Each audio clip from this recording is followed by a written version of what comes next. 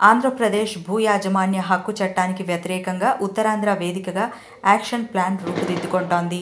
గత కొంతకాలంగా నిరసనలతో హోరెత్తించిన న్యాయవాదులు ప్రభుత్వంపై ఒత్తిడి పెంచేందుకు దశల వారీగా ఉద్యమాలకు సిద్ధమవుతున్నారు. జిల్లా కోర్టు సమీపంలో నిరసన దీక్షలను కొనసాగిస్తున్న న్యాయవాదులు ఉద్యమ కార్యాచరణ ఏర్పాటు దిశగా జిల్లా కోర్టు వద్ద సమావేశమయ్యారు. ఈ సమావేశంలో ఉత్తరాంధ్రకు చెందిన బార్ అసోసియేషన్ న్యాయవాదులు పాల్గొని ఉద్యమ కార్యాచరణపై ఉన్నత స్థాయిలో చర్చించారు. ఈ సమావేశంలో పాల్గొన్న విశాఖ బార్ అసోసియేషన్ ఏర్పాటు చేసిన స్టీరింగ్ కమిటీ సభ్యులు ప్రముఖ న్యాయవాది గిరిధర్ మాట్లాడుతూ ప్రజా వ్యతిరేకంగా ఉన్న చట్టాన్ని ప్రభుత్వంలోకి విస్తృతంగా తీసుకువెళ్లేలా కృషి చేస్తున్నామని తెలిపారు.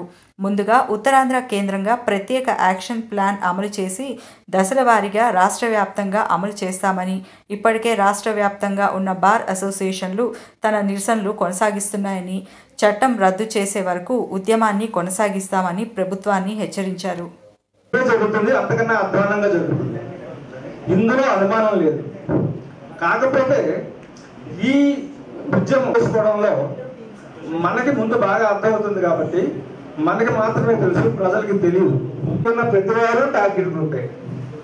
మనం స్మాల్ సెక్షన్ మనం బడ్డన్ చేసుకుని ఈ ఉద్యమాన్ని మనమే మొయ్యాలి అంటే ఇప్పుడు మన ఎనర్జీస్ అన్ని కూడా ఇది రూరల్ టార్గెట్ గ్రూప్ ఇచ్చేయాలి. తర్వాత జనాలు మర్చిపోయే అవకాశం ఉంది. ఇప్పుడు మన బార్ అసోసియేషన్ ప్రెసిడెంట్స్ అందరూ ఉన్నారు, కౌన్సిల్ వాళ్ళు ఉన్నారు. అక్కడ ఉన్న ప్రజలకి ఎడ్యుకేట్ చేసే విధంగా మనం గ్రాస్ రూట్ లెవెల్కి తీసుకెళ్ళాలి. తీసుకెళ్తేనే టార్గెట్ గ్రూప్ చేరుతుంది. పార్టీలు కొంతమంది వచ్చి లాయర్లు చేసే ఉద్యమాలకి మేము మద్దతు తెలుపుతున్నాం, మాకు నవ్వొస్తుంది. చేయాల్సిన పరిస్థితిని మనం షోల్డర్ చేసుకోవడం కరెక్ట్ కాదు. అయితే అలాగని మనం దిగిన దాన్ని లాజికల్ అంటే తీసుకెళ్ళి తీరాలి. అంటే ఉద్యమం కాదు, కలిపి మాత్రమే చేస్తేనే మనం సాధిస్తాం అనుకుంటే ఇప్పుడు కొంతమంది చెప్పినట్టు అందరు జడ్జీలు అన్నిసార్లు అన్ని కాలాల్లో మనకి కోఆపరేట్ చేయకపోవచ్చు. ఈ ప్రాక్టికాలిటీ కూడా అందరూ యాజిటేషన్ కంటిన్యూ చేయాలి, ప్రజల్లోకి తీసుకెళ్ళాలి, గ్రాస్ రూట్స్ లెవెల్కి తీసుకెళ్ళాలి. తప్పనిసరిగా ఇది తీసేదానికి చివరిదాకా ప్రయత్నం చేయాలి. అది మనం ఇక్కడ వేస్ట్ చేసుకోవద్దని నా ఉద్దేశం. మన బార్ అసోసియేషన్ దగ్గర ధర్నాలు పెట్టుకొని రోజు చేసి ఇందులో భాగంగానే మనం విలేజ్ లెవెల్లో ముఖ్యంగా మోసలు ఎందుకంటే ఇప్పుడు ఆల్రెడీ మనకు ఒక చట్టమే వచ్చేసింది. ఇది కేవలం లాయర్ల తలక తలపి చేయగలిగే కార్యాచరణ ఏంటంటే నా ఉద్దేశంలో ప్రతి 10 రోజులకు ఒకసారి ప్రెస్ మీట్, ఏవో చిన్న పేపర్లో. గిరిధర్ న్యాయవాదిని మాట్లాడుతున్నానండి. విశాఖపట్నం బార్ అసోసియేషన్లో ఏర్పాటు చేసుకున్నటువంటి స్టీరింగ్ కమిటీ మెంబర్ని.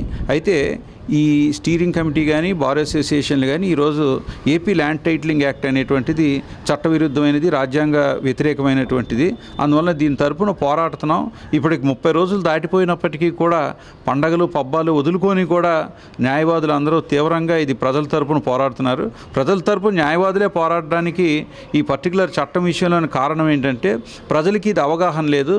ఈ చట్టం కానీ వాళ్ళకి అవగాహన కలిగి ఇది ఇంప్లిమెంట్ అయిపోయిందంటే ఆ తర్వాత ఈ చట్టంలోని ఎవరైతే నష్టపోతారో ప్రజలు ఎవరికి ఇది అప్పుడు అడ్వాన్స్డ్ స్టేజ్లో మేమేం చేయడానికి ఉండదు. కాబట్టి ముందుగానే అందరినీ కూడా అవేర్నెస్ క్రియేట్ చేసి ఈ చట్టాన్ని రిపీల్ చేయడానికి, ఈ చట్టాన్ని ఎబెయిన్స్లో పెట్టడానికి కావాల్సినటువంటివన్నీ కూడా చేస్తున్నాం. ఈరోజు విషయం ఏంటంటే విశాఖపట్నం బార్ అసోసియేషన్ మన ఉత్తరాంధ్రలోనున్న బార్ అసోసియేషన్ ప్రెసిడెంట్ని, సెక్రటరీని, విశాఖపట్నం మన ఉత్తరాంధ్ర బార్ అసోసియేషన్స్ నుంచి అలాగే సీనియర్స్ని కూడా అందరినీ కూడా ఇన్వైట్ చేసి ఈరోజు విశాఖపట్నం బార్ అసోసియేషన్లోని ఒక భారీ మీటింగ్ ఏర్పాటు చేయడం జరిగింది. ఈ మీటింగ్లోని అందరూ కూడా ఎక్స్పర్ట్ ఒపీనియన్స్ ఇచ్చి ఇప్పుడు ఇంకా ఈ యాక్ట్ గురించి ఇన్ని రోజులైనా కూడా ప్రభుత్వం స్పందించలేదు సరికదా. ఇట్నుంచి అటు తిరిగి స్టేట్మెంట్స్ ఎలాగిస్తున్నారంటే ఇది ఫోర్స్లోకి వస్తుంది, ఇది మేము ఖచ్చితంగా చేసి తీరుతాం, ఈ చట్టాన్ని అమలు జరిపి తీరుతాం అనేటువంటిది వాళ్ళు చెప్పే విధానం కూడా ఏంటంటే ప్రజల్ని రెచ్చగొట్టే విధంగా ప్రొవోకింగ్గా చెప్తున్నారు. అందువల్ల ఈరోజు మేము చెప్పేది ఏంటంటే ఇప్పటి వరకు ఒక స్థాయిలోని ఒక రెస్పెక్ట్ఫుల్గా న్యాయవాదులం కాబట్టి ఒక డిప్లొమాటిక్ ప్రొసీజర్లోని అన్నీ కూడా చేసాం. ఇప్పుడు దీన్ని ఉధృతంగా చేస్తాం. అలాగే ఇప్పుడు ఉత్తరాంధ్ర లాగే మిగతా ఏపీ అన్ని బార్ అసోసియేషన్లు కూడా కలుపుకొని వస్తాం. అయితే ఇప్పుడు ప్రస్తుతానికి మా నిర్ణయం ఏంటంటే ప్రజలలోకి గడప గడపకి ఈ చట్టాన్ని అవగాహన చేయడం అనేటువంటిది ఒక ముఖ్యమైన ప్రణాళిక. అలాగే ప్రజల్ని మాతో పాటు మద్దతు ఇస్తున్నారు కాబట్టి వాళ్ళని మాతో చేర్చుకోవాలనేది ఒక ఆలోచన. రెండోది ఒక ప్రణాళిక. రెండోది ఏంటంటే ఇప్పుడు ఇంతవరకు కూడా కొన్ని రిట్లు ఏవైతే వేశారో ఆ రిట్లు అనేటువంటి పూర్తి స్థాయి నిర్ణయాలు ఇంకా వచ్చే అవకాశం లేదు. కాబట్టి ఇప్పుడు ఈ రిట్స్ అనేటువంటివి కానీ లేకపోతే ఫర్దర్గా జ్యుడిషియల్ రివ్యూ కానీ లేకపోతే ఇంకోటి కానీ ఏవైతే ప్రొవిజన్స్ ఉన్నాయో అన్నీ డిస్కస్ చేసాము.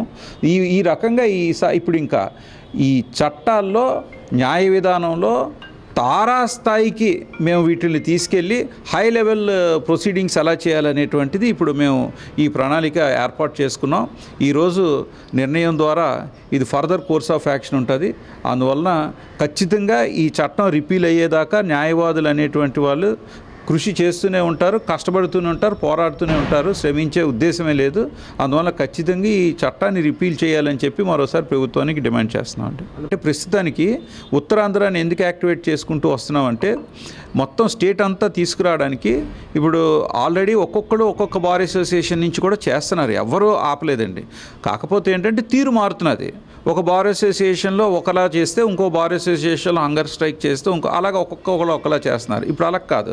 ఉత్తరాంధ్రాన్ని ఎలాగైతే ఈరోజు సమావేశపరిచామో అలాగే నెక్స్ట్ మొత్తం అన్ని బార్ అసోసియేషన్లు కూడా రాష్ట్రంలోని కూర్చోపెట్టి మొత్తం యూనిఫామ్గా అందరము కూడా ఒకే ప్రణాళికలో ముందుకెళ్దాం అనేది ఉద్దేశం. సో దీంట్లోని ఇప్పుడు నెక్స్ట్ లీగల్ ప్రొసీడింగ్స్ అనేటువంటివి తారాస్థాయికి వెళ్తాయి. అలాగే ప్రజల్ని కూడా పూర్తి స్థాయిలోని కలుపుకొని మాలో భాగంగా వాళ్ళ కోసమే మేము పోరాడుతున్నాం అనేటువంటిది వాళ్ళకి అవగాహన కలిగేలాగా అవసరమైతే ఇంటింటికి గడప గడపకి వెళ్ళి అలాగే వార్డులు కానీ వీధులు కానీ విలేజ్లు కానీ ఎక్కడెక్కడ ఏ వర్గం వాళ్ళు ఈ స్థిరాస్తుల విషయంలోని ఎలా నష్టపోతారనేటువంటి వాళ్ళకి అవగాహన కలిగించే ప్రయత్నంలోనే ఉన్నాం. ఇవి ఇప్పుడు ప్రస్తుతానికి మా ప్రణాళికలు ఈరోజు. అలాగే ఇంకో ముఖ్యమైన విషయం ఏంటంటే ఈరోజు బార్ కౌన్సిల్ నుంచి కూడా ముఖ్యమైన వాళ్ళందరూ కూడా పెద్దవాళ్ళందరూ కూడా వచ్చారు. వాళ్ళు కూడా బార్ కౌన్సిల్ తరపున కూడా వాళ్ళ నిర్ణయాలు ఈరోజు తెలియజేస్తామని చెప్పారు. అలాగే బార్ కౌన్సిల్ ఈరోజు వాళ్ళ నిర్ణయాలు చెప్పడంతో పాటు మన తాలూకా విషయాలను కూడా పూర్తి స్థాయిలో బార్ కౌన్సిల్లో చర్చలు చేస్తామని చెప్పారు.